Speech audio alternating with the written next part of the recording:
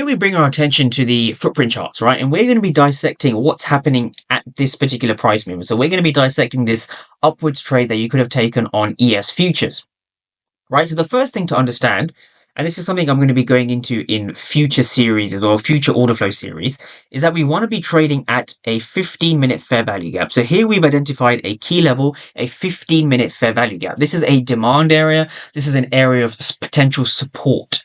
Now, the mistake that a lot of traders make is that they blindly trade off every fair value gap, right? So if you look over here, there's plenty of fair value gaps, right?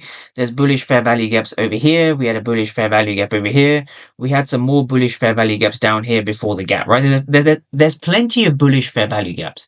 But what differentiates and what separates the good traders from the bad traders, or the traders from the gamblers, I should say, is being able to distinguish between a good fair value gap and a bad fair value gap. And it doesn't come down to market structure. It doesn't come down to liquidity. It doesn't even come down to time. What it comes down to is understanding the interaction between buyers and sellers and understanding who is aggressive and who is passive. Not how many buyers and sellers there are, not the next fancy liquidity sweep. And this is something we're going to be going over in a lot of detail. So if we go back to the previous slide quickly, right, what we're looking for is the ask minus the bid. So we're looking for this on the footprint chart. And this is what the footprint chart really entails, right? So let's break this down in some detail.